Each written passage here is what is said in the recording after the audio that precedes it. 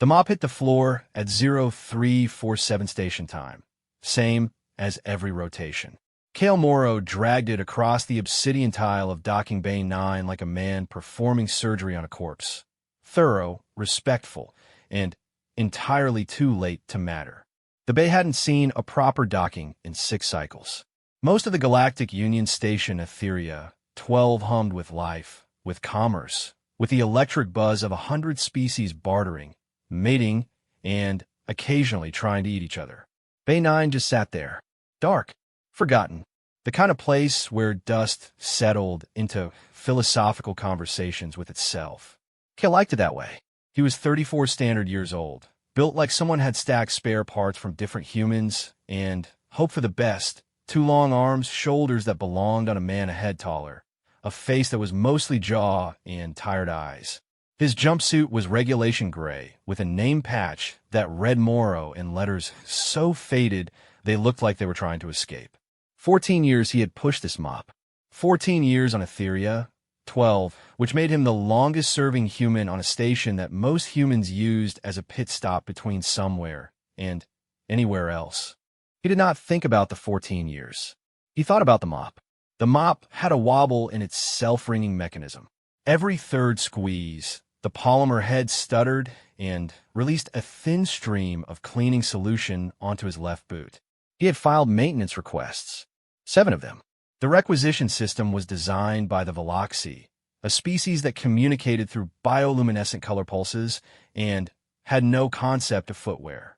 His requests had been categorized under recreational fluid dispensing and archived, so his left boot was wet. Always. All right, he said to nobody. Bay 9, you and me. Bay 9 said nothing back, which was one of its better qualities. He worked the southeast corner first. Something had leaked from the coolant manifolds again, a greenish residue that smelled like burnt cinnamon and childhood regret. He got on his hands and knees with a scraper, working the gunk out of the tile grooves, his knees popping like someone stepping on bubble wrap made of bone. He was halfway through the second row when the sound came. A scraping, metal on metal, somewhere behind the decommissioned cargo stack on the far wall. Kale paused, listened. Nothing. He went back to scraping. The sound came again, closer, accompanied by something he could not immediately categorize, a wet clicking like someone tapping their tongue against the roof of their mouth, if that someone had a mouth the size of a dinner plate. Kale sat back on his heels. He was not a brave man. He had no delusions about this. His fight-or-flight response had long ago added a third option, mop harder and pretend the universe was not happening. It had served him well. Station security existed for a reason, and that reason was so that Kale Morrow did not have to deal with whatever was clicking in the dark. He reached for his comm unit. Dead. The charge had died sometime during the 3rd hour, because the charging dock in his quarters had the same maintenance priority as his mop, which was to say, none. Fantastic. The clicking stopped. Something moved in the shadow between 2 cargo containers. It was small. Knee-height, maybe. The station's emergency lighting, the only illumination Bay 9 received, a dull amber that made everything look like it was drowning in weak tea, caught the edge of something. A scale. Iridescent. The color of deep ocean water, if deep ocean water had opinions about being looked at. Kale did not move. The thing stepped out. It was a dragon. Now, when humans said dragon, they usually meant the Draconeth, one of the elder species, old enough to remember when the Galactic Union was just a suggestion scrawled on a napkin made of compressed starlight. The Draconeth were massive. City block massive. They had claws that could peel open a cruiser, hold away. Kale peeled the foil off his ration trays. They breathed plasma. Actual plasma. Not the metaphorical fire of human mythology, but the 4th state of matter, expelled at temperatures that made stars feel self-conscious. They were also, by universal consensus, the single most terrifying species in the known galaxy. This one was the size of a house cat. It stood on 4 legs that seemed to have one too many joints each, its tail curled upward in a question mark, its eyes, 2 enormous amber orbs with vertical slits, locked onto Kale with the intensity of a creature that had just discovered the most fascinating thing in the entire universe. Its scales rippled through shades of blue and silver, and its stubby wings were folded tight against its back, too small for flight, still creased with the softness of something recently born. A hatchling. A Draconeth hatchling.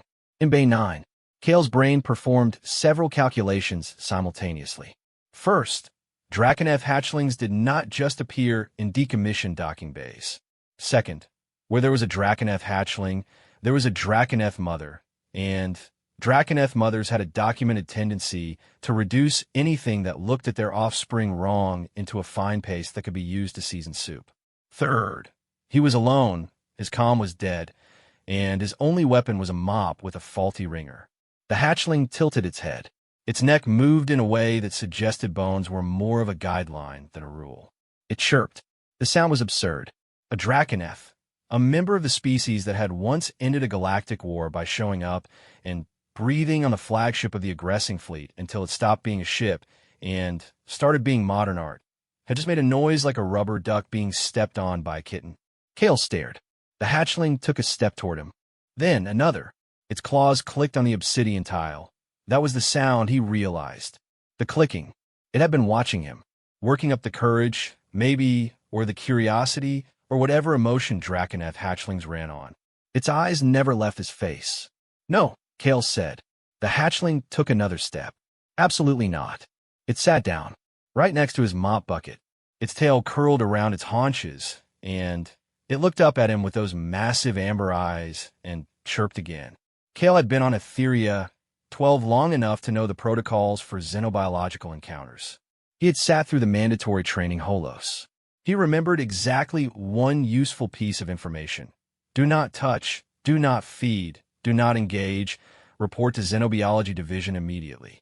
The training had been presented by a Veloxy instructor who kept accidentally changing colors mid-sentence, which made the whole thing feel like a fever dream conducted by a malfunctioning traffic light. I'm going to go, Kale told the hatchling. I'm going to walk to the comm station in Bay 8, and I'm going to call someone whose job this actually is. He stood up. The hatchling stood up. He took a step toward the door. The hatchling took a step toward the door.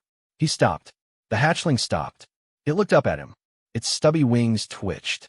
No, chirp. You don't. You can't just follow me. Chirp, chirp. Kale turned and walked to the door. He could hear it behind him. Click, click, click, click. For little clawed feet on obsidian, moving at a pace that was trying very hard to match his longer stride. He did not look back. If he did not look back, this was not happening. This was a sound. Sound could be anything. Sound could be pipes. Sounds could be the station settling. Sounds were not his responsibility. He reached the corridor. Bay 9 opened onto a service passage that ran the length of the station's lower ring. A tunnel of gray composite walls and exposed conduit that smelled like recycled air and mechanical compromise. The lighting was better here, a flat white that made everything look institutional and depressed. Kale walked. Click, click, click, click. He turned a corner. He looked back. The hatchling sat in the middle of the corridor, its head tilted, its tail wrapped around its feet. It had stopped exactly when he stopped. It was watching him with an expression that, on a human child, would have been called patience. On a creature whose adult form could level a small moon, it was something else entirely. Kale closed his eyes. Open them. The hatchling was still there. This is not my job, he said. The hatchling yawned. Inside its mouth were rows of teeth that were small, translucent, and looked like they were made of crystal. They would grow into something capable of chewing through starship armor. Right now, they looked like they could maybe handle a cracker. He kept walking. Click, click, click, click.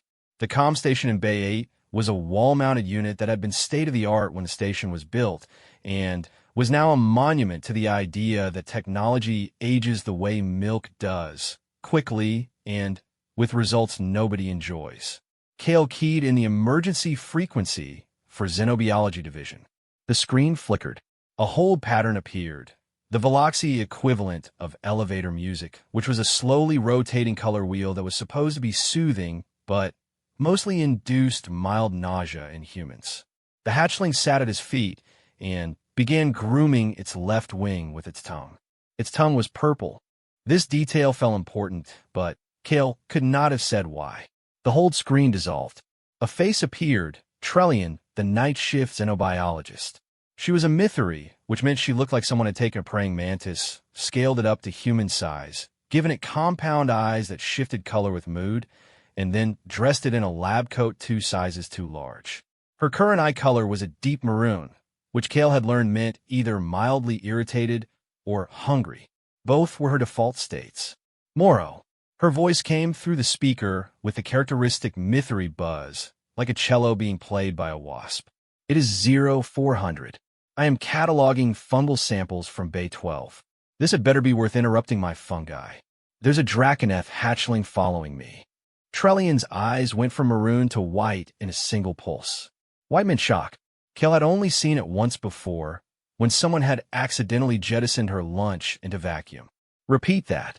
Draconeth. Hatchling. Following me. It's sitting on my foot right now. He looked down. It was in fact sitting on his foot. His wet left boot. The hatchling did not seem to mind the moisture. It had curled his tail around his ankle and was making a sound that vibrated through the sole of his boot and up into his shin, a low, rolling thrum like a very small engine that ran on contentment. Do not move, Trellian said. Her eyes were cycling through colors he had never seen before, a kaleidoscope of professional panic. Do not touch it. Do not look at it directly for more than 3 seconds. Why? Because Draconeth hatchling's imprint based on sustained visual attention. If it locks eyes with you for a prolonged period during its nascent phase, it may. I need to check the literature. Do not move. The screen went to the color wheel again. The hatchling looked up at Kale. He looked at the ceiling. 1, 2, 3. He looked down. The hatchling was still looking at him. He looked at the wall. Counted. Looked down. Still looking. You're making this very difficult, he said to the ceiling. The hatchling chirped and pressed its head against his shin. The scales were warm. Not hot. Warm like a stone that had been sitting in afternoon sun. Through his jumpsuit, he could feel individual scales, each one a tiny hexagon of heat. Something in his chest did a thing he did not authorize. A softening. A small collapse of the wall he had spent 14 years building between himself and anything that needed him. He breathed through it. Trellian came back on screen. Her eyes had settled on a steady amber, which meant focused urgency. Moro, I need you to listen carefully. I have searched the station's docking logs. There is no registered Draconeth vessel at any of our bays. Then, let me finish. I also checked long-range sensors.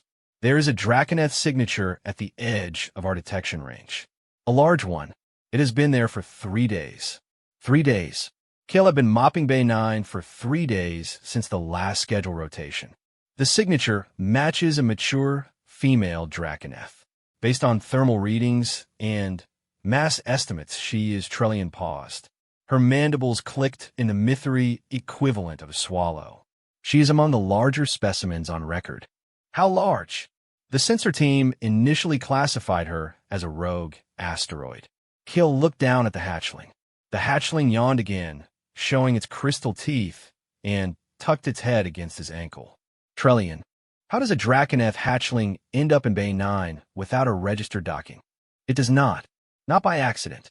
Draconeth do not lose their young. They do not forget them. They do not misplace them like a set of keys. If a hatchling is here, its mother placed it here. The corridor was very quiet. The hum of the station's life support filled the silence like a breath held too long. Placed it, Kale repeated, deliberately, which means she chose this location. Or Trellian stopped. Her eyes went white again.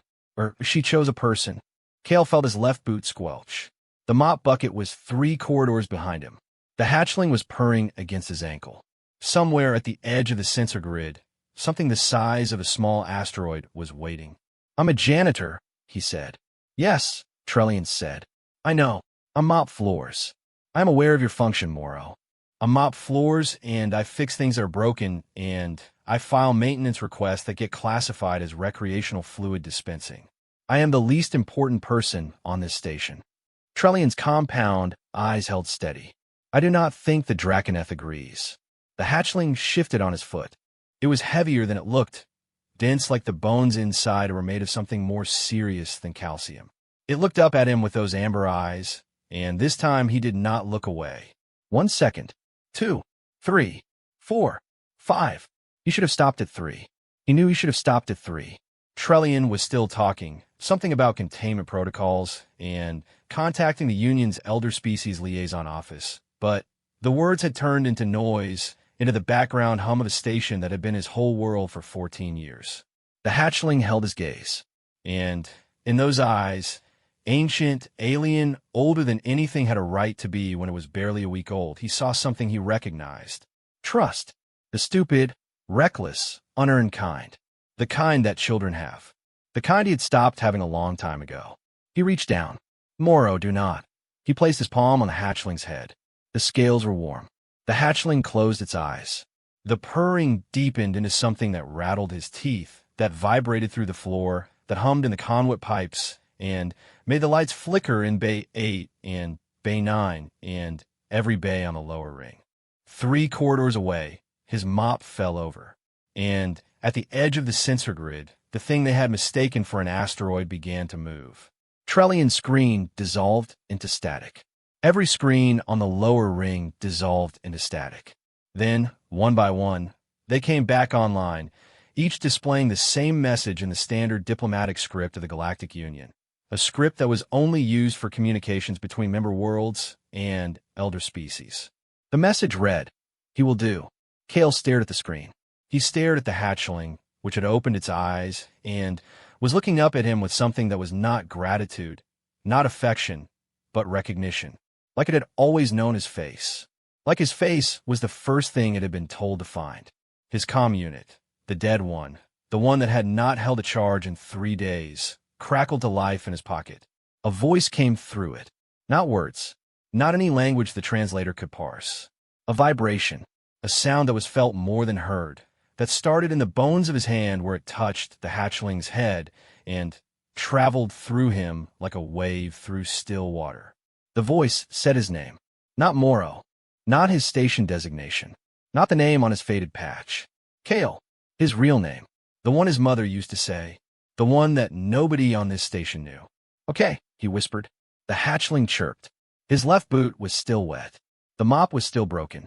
He was still a janitor on a forgotten station at the edge of map space, kneeling on a cold floor in a corridor that smelled like recycled air and cleaning solution. And something that could eat starships had just entrusted him with her child. He picked up the hatchling. It weighed exactly as much as something precious should. It tucked its head under his chin, and its wings, those stubby, useless, still-growing wings, spread just enough to press against his collarbones like small hands holding on. He stood up.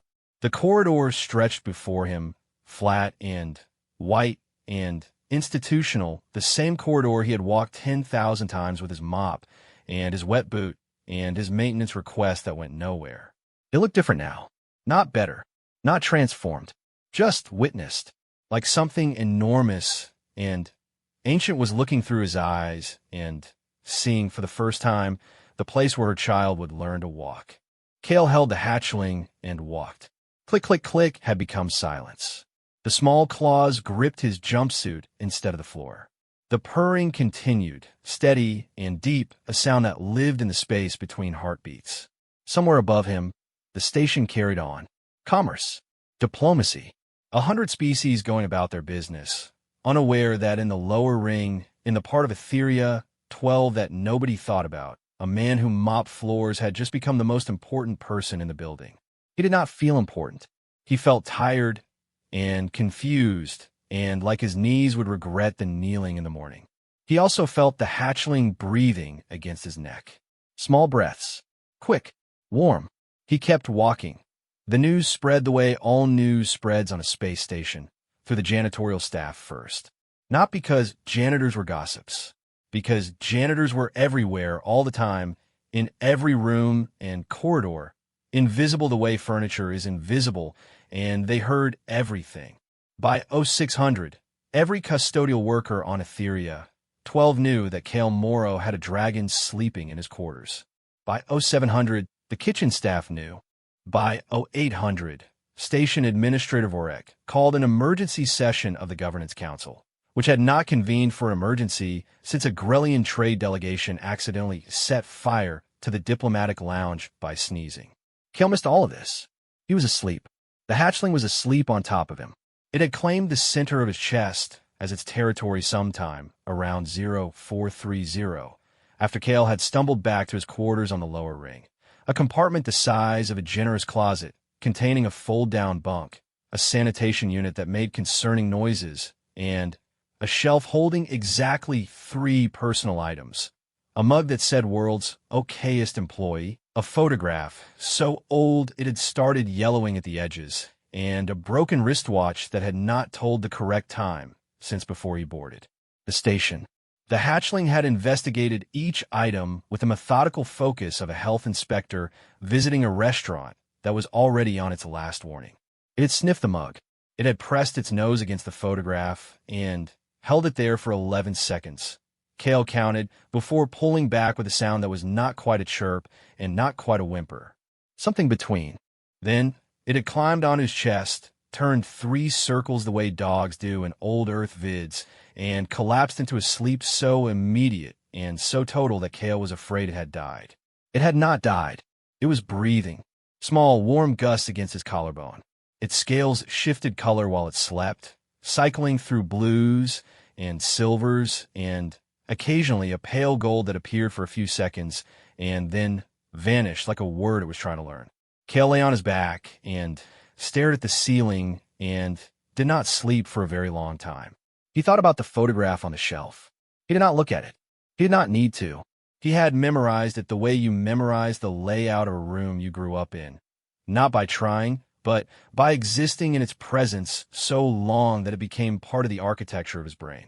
2 faces, one tall, one small, a yard with grass that needed cutting, a sun that sat low and golden in a sky that was a specific shade of blue that he had never found on any other world or station in 14 years of looking.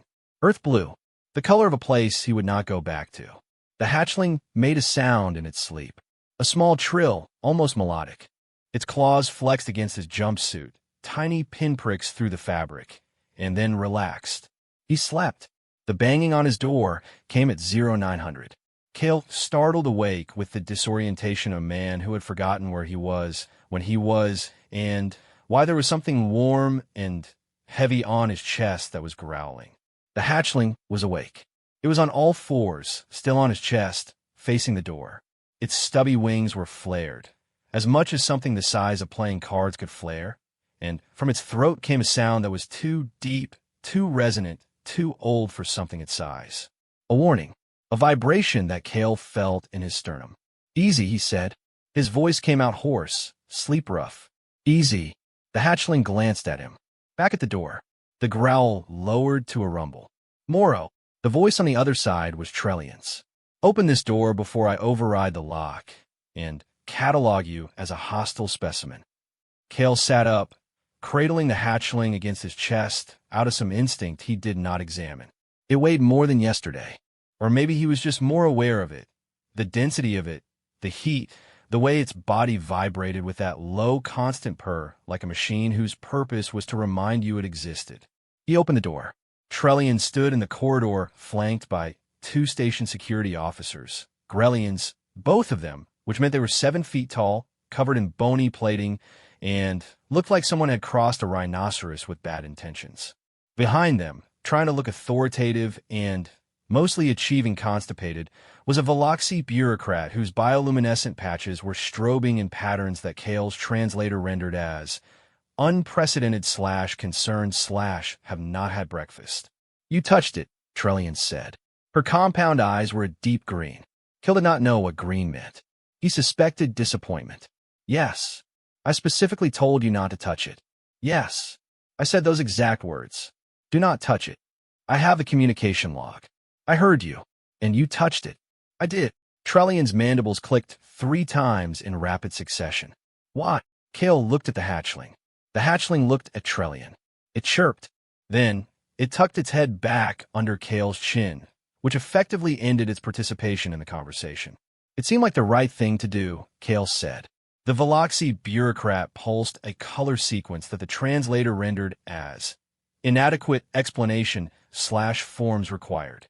What followed was the single longest day of Kale's life, including the day he had left Earth, which had involved a spaceport, a one-way ticket, and a decision he had made in the time it takes to blink and then spent 14 years not thinking about. They brought him to the administrative level, a part of the station he had only ever seen while mopping. The corridors up here were wider, the lighting was warm instead of institutional white, and the air smelled like something other than recycled desperation. Species of all kinds moved through the halls with the purposeful stride of people who had meetings to attend and opinions about the font on their presentation slides. Kale walked through them with a dragon on his shoulder. The hatchling had migrated upward during the elevator ride, climbing his jumpsuit with those crystal claws until it was perched on his right shoulder like a parrot designed by a weapons manufacturer. Its tail wrapped around his upper arm for balance. Its eyes tracked everything, every face, every movement, every flicker of light, with a focus that made the back of Kale's neck prickle. People stared. A Rokathy trade merchant dropped her datapad. Two Mithri security analysts stopped mid-conversation and watched him pass with the synchronized head turn of owls who had just spotted something they could not categorize. A human, one of the maybe 30 other humans on Etheria, 12, said, "What the actual hell?" in a voice that carried down the corridor like a bell. Kale kept walking. The hatchling kept watching. The Governance Council chamber was a circular room with tiered seating and a central floor that was designed for diplomatic addresses and had most recently been used for a station talent show. Station Administrator Vorek sat at the highest tier, a Colonian, which meant she was basically a turtle the size of a small car, her shell etched with the formal markings of her rank, her ancient eyes blinking with the geological patience of a species that measured decisions in decades. The room was full. Trellian was there. The security chief, a scarred Grellian named Bosk who looked like he chewed nails and spit out fencing. 3 xenobiologists who had been pulled from their research and wore the expressions of people who had been promised a quiet shift. 2 Union diplomats, both Veloxi, strobing in patterns too complex for the room's translators to fully render. And in the corner, almost unnoticeable, a figure Kale did not recognize. Tall, draped in robes the color of deep space, with eyes that reflected light the way still water does. A Draconeth, in humanoid form. They could do that. It was one of the many things about the elder species that made other species uncomfortable. The way the Draconeth could fold themselves into smaller shapes, wearing other bodies like coats. This one was female. Kale did not know how he knew that. Something in the way she stood. Something in the way the hatchling, the moment they entered the room, went absolutely still on his shoulder and made a sound he had not heard before. A croon. Low. Aching. The sound a child makes when they see a parent after a long time apart. The woman in the robes did not move. Did not react. Her star-filled eyes held on Kale's face, and he felt the weight of that gaze like a hand pressing on his forehead. Not painful. Not hostile. Measuring. The way you measure a shelf before you trust it with something that matters. Moro Kale, Vorek said. Her voice had the quality of stone being shaped by water. Slow, heavy, smooth. Custodial division. Lower ring. 14 years of service. No disciplinary actions. No commendations. No notable incidents until now. That's accurate, Kale said. You have bonded with a Draconeth hatchling. It seems that way. Do you understand what that means? Kale looked at the hatchling on his shoulder, then at the woman in the dark robes, then back at Vorek.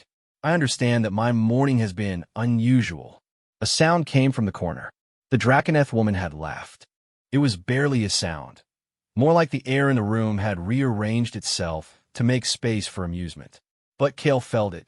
The hatchling felt it. Its crooning shifted into a purr. Vorek's ancient eyes moved to the robed figure. Perhaps our guest would like to address the council. The Draconeth woman stepped forward. When she moved, the light in the room changed. Not visibly, not in a way instruments would detect, but in a way that every living thing in the chamber felt in the primitive part of their brain that remembered what it was like to be small and near something vast. I am Syra then, she said. Her voice was layered, a surface tone that was smooth and alto, and beneath it, something that rumbled in frequencies below hearing, that Kale felt in his chest the way he felt the hatchling's purr. The one you call hatchling is Vale. She is my 7th born. She is the last egg of a clutch that took me 200 years to carry. The room was very quiet. Among my kind, the raising of young is not a mother's task alone. It has never been. We are creatures of fire and void, of distances so great that light itself grows tired crossing them. Our young need more than fire. They need ground. They need the steady warmth of something that does not burn. She looked at Kale. That gaze again. The measuring. They need someone who stays. The word landed like a stone in still water. Kale felt it ripple through him. I observed this station for 90 days before I placed Vale in the docking bay. I watched every being that moved through it. Your diplomats, your merchants, your scientists, your soldiers. I watched them come and go. They all go. Everyone passes through. Her eyes had not left his. Except you. You stay. Every rotation, the same corridors, the same bay, the same broken tool that leaks on your foot. You have been here for 5,000 rotations. You have not left. You do not leave. Kale's throat had a thing in it. On night, a fist. He swallowed against it. I did not choose you because you are strong. You're not. I did not choose you because you are brave. You are adequate. I did not choose you because you are special. She paused. The silence had texture. I chose you because you are faithful. You return. Every day, to the same dark bay, you return. Whatever drove you to this place, whatever you are hiding from or holding on to, it made you into someone who does not leave. My daughter needs someone who does not leave. The hatchling, Vale, pressed her head against Kale's jaw. He could feel her pulse through her scales. Fast. Hummingbird fast. Baby animal fast. What if I say no? Kale asked. His voice was steady. He was proud of that. Syra then tilted her head. The gesture was identical to the one Vale had made in Bay 9.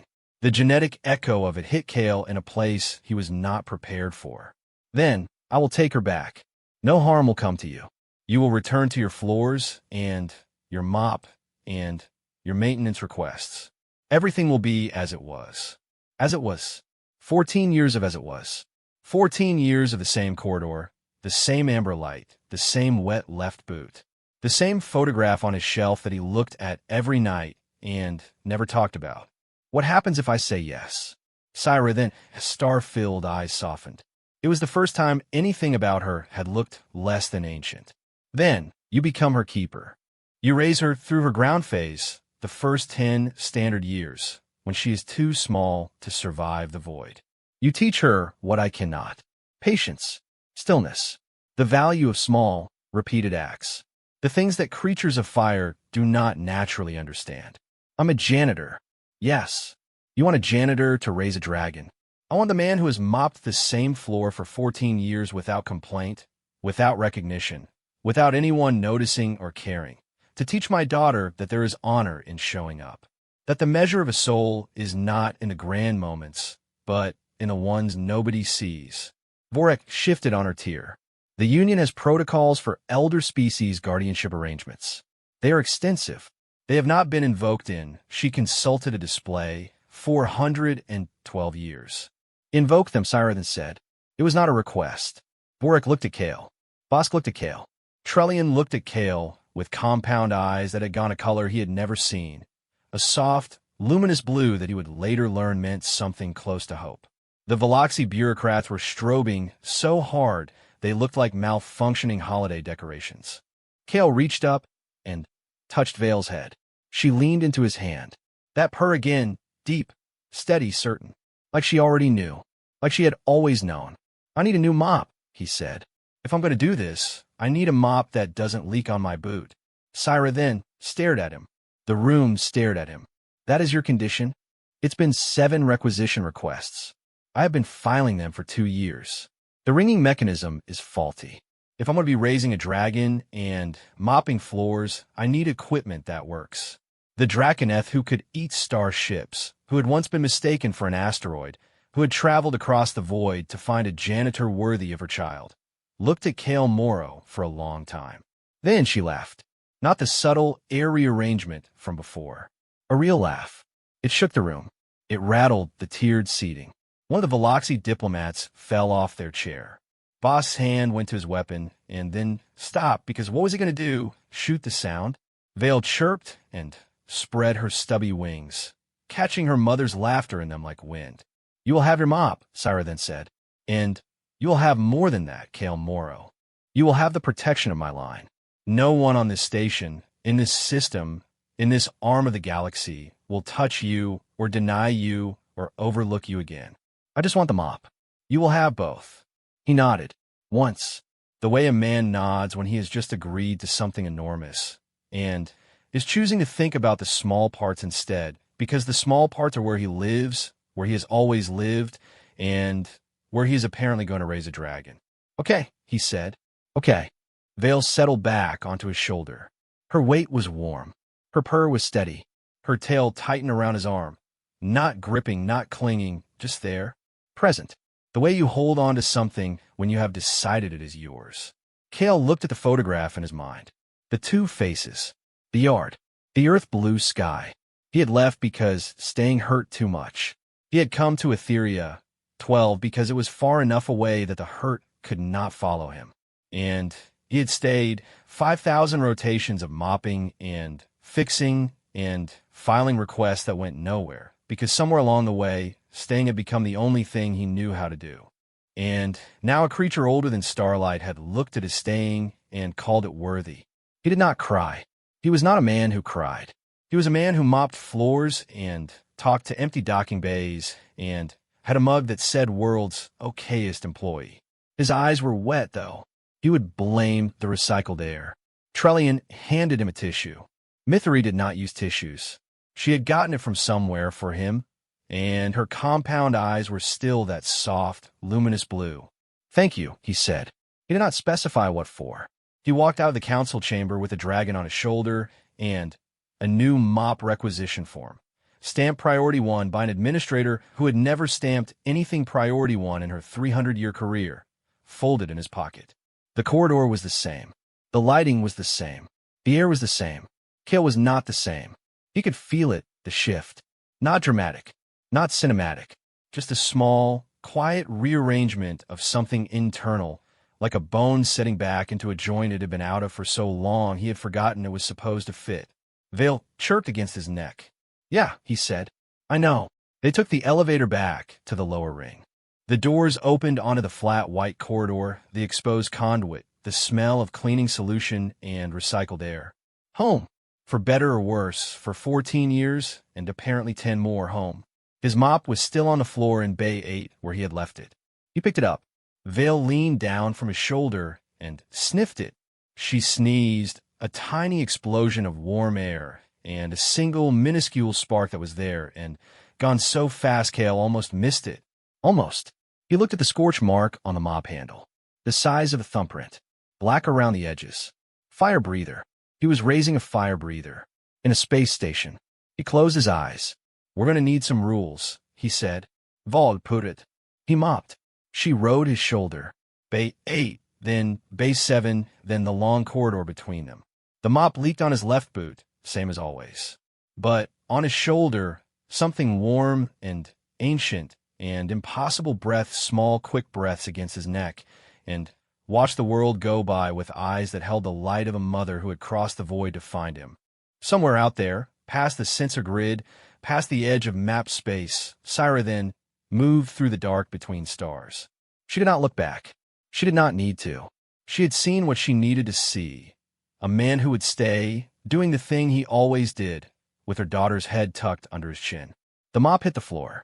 Same as every rotation. Different from now, on point 3 months, changed things. Not in the ways the station expected, and not in the ways Kale feared. The changes were small, incremental, the kind of changes that happen to a coastline, invisible day to day, undeniable over time. Vale grew, not fast. Draconeth hatchlings did not grow fast in their ground phase. They grew dense. Trellian had explained it using words Kale had to ask her to repeat twice, and still did not fully understand. Something about cellular compression and energy mass conversion, and the fact that Draconeth bones were technically a form of crystallized plasma, held in a stable matrix by biological fields that violated at least 3 known laws of physics. What it meant in practical terms was this. Vale had gone from house cat sized to medium dog sized, and her weight had tripled. Kale's right shoulder had developed a permanent ache that Trellian diagnosed as the predictable consequence of using a human skeletal frame as a perch for a creature whose bones are made of condensed starfire, and treated with anti-inflammatory patches, and a look that said she had warned him. She had not warned him. She had told him not to touch the hatchling. That was different. The other change was the fire. Vale had sneezed sparks on that first day. By week 3, the sneezes had become intentional, small, controlled puffs of blue flame that she directed at things that annoyed her. The list of things that annoyed Vale was specific and growing. It included the whine of the station's air recyclers, the blinking of Veloxy bureaucrats, the taste of standard-issue nutrition paste, and, for reasons Kale could not determine, his left boot. She had set his left boot on fire twice. The boot was already wet from mop. Having it be simultaneously wet and scorched gave a quality that Kale could only describe as existential. The boot had transcended its function. It was now a philosophical object, a testament to the absurdity of a universe in which a janitor's footwear could be both soggy and singed. He had not get new boot. The requisition system had, if anything, gotten worse since Syrath's visit. Not because the bureaucracy resisted, the opposite. His mop requisition, stamped Priority 1 by Administrator Vorek, had sent the Veloxy supply chain into a crisis of categorization. If a janitor's mop was Priority 1, what was everything else? The entire requisition hierarchy had to be restructured. Until it was, nothing moved. Kale's new mop sat in a warehouse somewhere between processing and dispatch, caught in an administrative eddy that had been spinning for 11 weeks. He still had the old mop. It still leaked. Some things were immune to dragons. The mornings had a rhythm now. Kale woke at 0330, not by alarm, but by Vale, who had an internal clock set to some cosmic frequency that aligned precisely with the moment Kale was deepest in sleep. She would press her nose against his jaw. If that did not work, she would sit on his face. She weighed 14 kilograms. 14 kilograms of warm, crystal-boned dragon sitting on a man's face was an effective alarm system. He would get up. Vale would climb to his shoulder. They would walk. This was the part that had changed the station. Kale had always walked the lower ring in darkness and solitude. His shift started before the lights cycled to full, before the corridors filled, before the station remembered it had people in it. He had liked it that way. The emptiness had been a companion of sorts, reliable, undemanding, incapable of disappointment. Now he walked with a dragon on his shoulder, and the station watched. It started with the other janitors. Run, a quiet Mithri who worked the middle ring, began timing her shift to overlap with Kale's morning walk. She would fall in a step beside him without a word, her compound eyes fixed on Vale with an expression Kale had learned to read as wonder. Then Hasid, a human from the kitchen staff, started leaving a thermos of actual coffee. Not the station's synthesized approximation, which tasted like someone had described coffee to a machine that had never experienced joy, but real imported Earth coffee at the junction of corridors 7 and 8, where Kale passed every morning at 0347. Then it was the security officers. Then the medical staff doing early rounds. Then one morning a real coffee merchant who had no business being in the lower ring at that hour, but who stood in the corridor and watched Kale pass with Vale on his shoulder and said in a voice thick with emotion, "On my world, this is called a choosing walk. It is very old. It is very sacred. You are blessed." Kale had nodded and kept walking because he did not know what to do with the word blessed and was not sure he would ever figure it out. The afternoons belonged to Trellian. She had appointed herself Vale's medical overseer, which was technically accurate and practically an excuse to spend 4 hours a day in Kale's quarters studying the hatchling with instruments that beeped and hummed and occasionally made sounds that suggested they were as confused by their readings as Trellian was. Her energy output has increased by 12% since last week, Trellian said, adjusting a sensor pad attached to Vale's flank. Vale tolerated the examinations with the patience of royalty, enduring a tedious but necessary protocol. She lay on Kale's bunk, her tail draped over the edge, her eyes half closed. "Is that good?" Kale asked from the floor, where he was eating a ration tray, and tried to ignore the fact that his quarters now smelled permanently like warm copper, which was apparently what growing dragons smelled like. "It is unprecedented. Draconeth hatchlings in documented cases, and there are very few documented cases, Moro, because Draconeth do not typically allow other species within scanning range of their young, show a steady energy output during ground phase. Vale's is accelerating, because Trellian's mandibles clicked, the Mythery equivalent of a thoughtful hum. "I have a theory. I do not like it because it is not scientific. It is sentimental. Tell me anyway. I believe she is responding to you, to your presence, specifically. Draconeth young in their ground phase are meant to bond with a non-Draconeth caretaker. This is established in a limited literature. What is not established is the mechanism. I think," she paused. Her eyes cycled through several colors. "I think she is calibrating herself to your biorhythm. Your heartbeat, your breathing, your stress hormones, your sleep cycles. She is using you as a baseline, a template for stability." Kale set down his fork. "She's using me as a metronome. In crude terms, yes. You're the steady thing she measures herself against. When you are calm, her energy stabilizes. When you are stressed," Trellian glanced at a readout, "which is most of the time, your cortisol levels are frankly alarming. Moro, she compensates. She runs hotter to counterbalance your anxiety. She's taking care of me. She is regulating you, and you are regulating her. The bond is bidirectional. It is rather elegant, actually." Trellian said this with her eyes turning that soft, luminous blue again. The color Kale had learned meant something she would not say out loud. He did not push. Mythery expressed affection through proximity and consistency, not words. The fact that she was here every afternoon with her instruments and her theories and her stern professional demeanor that cracked at the edges when Vale chirped at her, that was her version of saying she cared. Kale was learning to read people. 14 years of not bothering, and now, because of a dragon, he was learning. The trouble started in month 4. It came in the form of a ship, a consortium vessel, sleek and black, docking at Bay 3 with the quiet confidence of money that did not need to announce itself. The consortium was a collection of corporate entities that operated in the gray space between union law and profit, dealing in technologies, resources, and biological specimens that sat on the uncomfortable edge of legality. They had representatives on most stations. Etheria, 12 had managed to avoid them, mostly because Etheria, 12 had nothing worth taking. Until now, the representative's name was Dalton Marsh. He was human.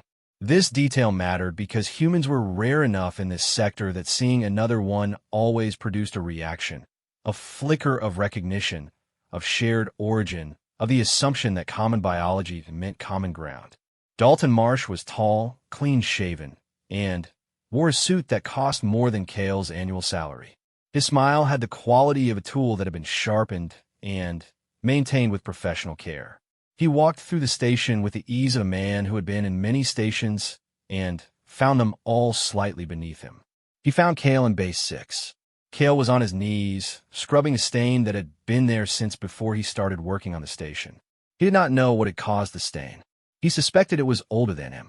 He scrubbed it anyway, every rotation, as a form of ritual combat with entropy. Vale was on the floor beside him, stalking a dust mote with the focus of a predator whose prey happened to be a particle. "Kale Moro." Kale looked up. Vale looked up. Dalton Marsh stood in the bay entrance with his expensive suit and his sharpened smile, and the particular posture of a man who believed his time was the most valuable thing in any room. "That's me. I'm with the Meridian Consortium. I like to talk about your dragon. She's not my dragon. The station records say otherwise. Guardianship filing, elder species protocol, biometric bond registration. In every legal sense that matters, she is yours. Which makes you a very interesting man, Mr. Moro." Vale had stopped stalking the dust mote. She was standing between Kale and Marsh, her body low to the ground. Her wings, slightly larger now, still not flight capable, but no longer playing cards, more like hardcover books, pressed flat against her sides. She was not growling. She was doing something worse. She was silent. In the months Kale had spent with her, Vale was never silent. She chirped, she purred, she trilled.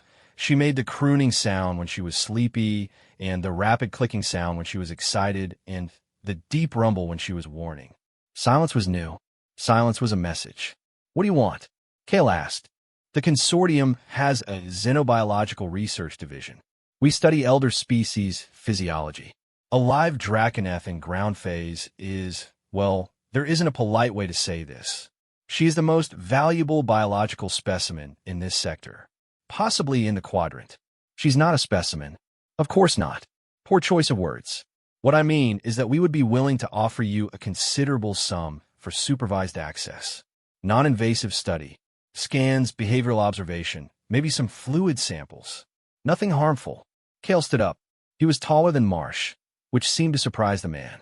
People forgot that Kale was tall because he spent most of his time on his knees scrubbing floors. Standing at full height with his 2 long arms and his heavy jaw and 14 years of manual labor packed into his frame, he was not a small person. "No, you haven't heard the number. Don't need to." Marsh's smile did not waver. It was built for this. Built for resistance. "Mr. Morrow, I respect your protectiveness. It speaks well of the bond. But consider your situation. You're a custodial worker